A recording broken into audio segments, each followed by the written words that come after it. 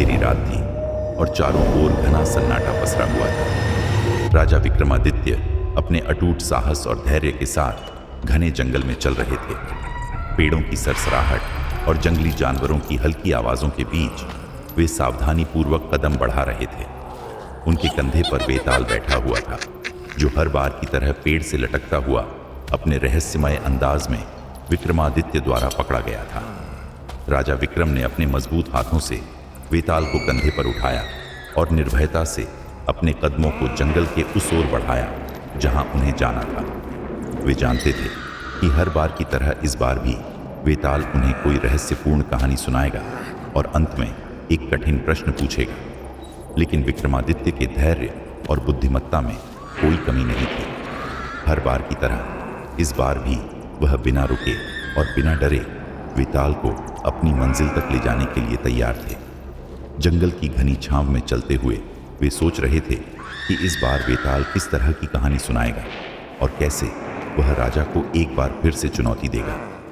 रास्ते भर वेताल अपने असामान्य हंसी के साथ चुपचाप बैठा रहा, लेकिन विक्रमादित्य उसकी चालों को अच्छे से समझते थे। वेताल ने राजा विक्रमादित्य से कहा, हे राजन, तुम्हारी निष्ठा और धैर्य मुझे बार बार आश्चर्य में डालते हैं, लेकिन देखता हूं कि क्या इस कहानी के अंत में भी तुम सही उत्तर दे पाओगे।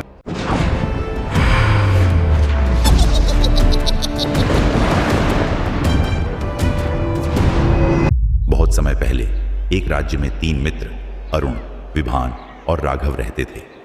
तीनों बचपन से ही बहुत अच्छे मित्र थे और हर परिस्थिति में एक दूसरे का साथ देते थे।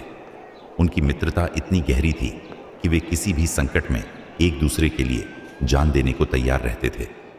एक दिन तीनों ने प्रतिज्ञा की कि वे हमेशा एक दूसरे की रक्षा करेंगे और उनकी मित्रता किसी भी परिस्थिति में नहीं टूटेगी।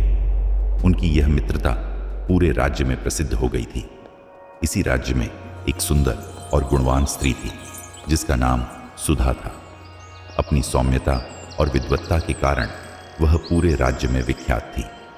दुर्भाग्यवश तीनों मित्रों को सुधा से प्रेम हो गया और वे उससे विवाह करना चाहते थे, परंतु अपनी मित्रता को बनाए रखने के कारण कोई भी एक दूसरे से विवाह के लिए प्रतिस्पर्धा नहीं करना चाहता था, जिससे वे असमंजस में थे कि क्या करना चाहिए। अंततः उन्होंने यह निर्णय लिया कि वे इस बारे में सुधा से ही राय लेंगे और उसके निर्णय का सम्मान करेंगे। जब सुधा को तीनों मित्रों के प्रेम के बारे में पता चला तो वह भी असमंजस में पड़ गई। उसने तीनों को अलग अलग बुलाकर उनसे बात की और उनकी मित्रता का आदर करते हुए कहा, मैं किसी एक को चुनने में असमर्थ हूं, क्योंकि तुम तीनों मेरे लिए समान हो। इसलिए मैं तुम तीनों की मित्रता का सम्मान करते हुए यह राज्य छोड़ रही हूं। सुधा के इस निर्णय से तीनों मित्रों को गहरी चोट पहुंची। वे अपनी प्रेमिका को खोना नहीं चाहते थे, लेकिन उसकी भावनाओं का भी आदर करना चाहते थे। वे सोचने लगे कि सुधा के बिना उनका जीवन अधूरा होगा। इस गहरी पीड़ा में तीनों मित्रों ने एक दूसरे को वचन दिया कि वे सुधा के बिना जीवन नहीं जी पाएंगे और मृत्यु का वरण करने का निर्णय लिया। लेकिन जैसे ही वे अपने जीवन का त्याग करने को तैयार हुए, एक साधु उनके पास आया। साधु ने उनसे उनके आत्मत्याग के कारण के बारे में पूछा। तीनों ने साधु को अपनी कहानी सुनाई और अपनी मित्रता और प्रेम के बीच फंसे होने की स्थिति का वर्णन किया। साधु ने उनकी मित्रता और प्रेम की प्रशंसा करते हुए कहा, यदि तुम अपनी मित्रता का सम्मान करते हो तो जीवन का त्याग करने की आवश्यकता नहीं है।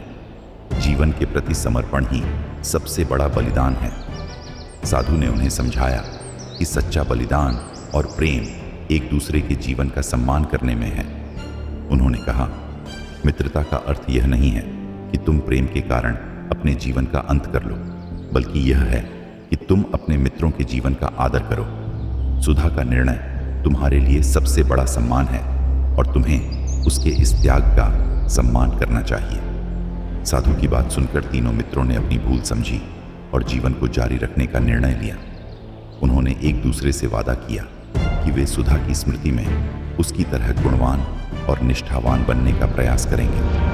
वेताल ने कहानी समाप्त करने के बाद राजा विक्रमादित्य से पूछा, हे राजन, अब तुम ही बताओ कि इन तीनों मित्रों में से कौन सबसे अधिक प्रेम और त्याग का प्रतीक था। क्या वे सही थे जो सुधा के निर्णय को मानकर अपने जीवन का त्याग करना चाहते थे, या उनमें से किसी एक को सुधा से विवाह करने का अधिकार होना चाहिए था? राजा विक्रमादित्य ने कुछ क्षण सोचा और फिर वेताल को उत्तर दिया। इस कहानी में तीनों मित्रों का प्रेम, मित्रता और त्याग अत्यंत प्रशंसनीय है। तीनों ने सुधा के प्रति अपने सच्चे प्रेम को एक दूसरे की मित्रता से ऊपर नहीं रखा, जो उनके उच्च चरित्र और परस्पर निष्ठा को दर्शाता है। प्रेम के कारण अपनी मित्रता को आघात न पहुंचाने का उनका निर्णय ही सच्चे त्याग का प्रतीक है। तीनों मित्रों में से किसी एक को सुधा से विवाह का अधिकार देना उचित नहीं होता, क्योंकि वे सभी सुधा के प्रति समान प्रेम और आदर रखते थे। इस कारण सुधा का यह निर्णय कि वह स्वयं राज्य छोड़ देगी सबसे सही था। उसने उनकी मित्रता का सम्मान किया और तीनों को समान महत्व दिया, जिससे उनकी मित्रता को कोई नुकसान न पहुंचे। जब तीनों मित्र सुधा के बिना जीवन व्यतीत करने में असमर्थ महसूस कर रहे थे और त्याग का मार्ग अपनाना चाहते थे, तब साधु का ज्ञान उनके लिए एक नई दिशा लेकर आया। साधु ने उन्हें सिखाया कि सच्चा प्रेम और बलिदान जीवन का सम्मान करने में है, न कि उसे त्यागने में। यह उपदेश एक नई समझ और सही मार्गदर्शन था। अतः मेरे विचार में सबसे अधिक प्रेम और त्याग का प्रतीक वे सभी मित्र हैं जिन्होंने अपनी मित्रता को सर्वोपरि रखा और सुधा के निर्णय का सम्मान किया। उनका सच्चा त्याग जीवन को त्यागने में नहीं, बल्कि सुधा की स्मृति में श्रेष्ठ बनने और एक दूसरे के जीवन का सम्मान करने में था। इस प्रकार वे सभी सच्चे प्रेम और त्याग के प्रतीक हैं, क्योंकि उन्होंने अपने प्रेम को अपनी मित्रता और जीवन से ऊपर नहीं रखा। वेताल राजा विक्रमादित्य का यह उत्तर सुनकर संतुष्ट हुआ, क्योंकि राजा ने प्रेम, मित्रता और त्याग के इस गहन प्रश्न को सच्ची बुद्धिमत्ता और विवेक से हल किया। जैसे ही राजा विक्रमादित्य ने अपने बुद्धिमान उत्तर के साथ उसका प्रश्न हल किया, वेताल अपनी कुटिल हंसी के साथ खिलखिला उठा।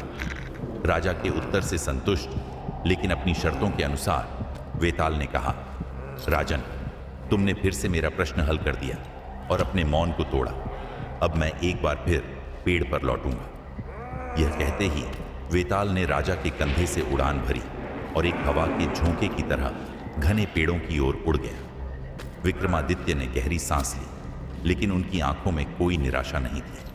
वे जानते थे कि यह उनकी परीक्षा का एक और हिस्सा था और उन्हें वेताल को फिर से पकड़ना होगा। बिना समय गंवाए उन्होंने अपने कदम उसी पेड़ की ओर बढ़ा दिए जहां से उन्होंने वेताल को पकड़ा था। अपने अडिग धैर्य और अटल संकल्प के साथ राजा विक्रमादित्य एक बार फिर इस रहस्यमयी सफर की ओर बढ़ चले, निडर और अजेय जैसे वे पहले थे। उनके मन में केवल एक ही संकल्प था, किसी भी हाल में अपने उद्देश्य को पूरा करना, चाहे कितनी भी चुनौतियां क्यों ना आएं।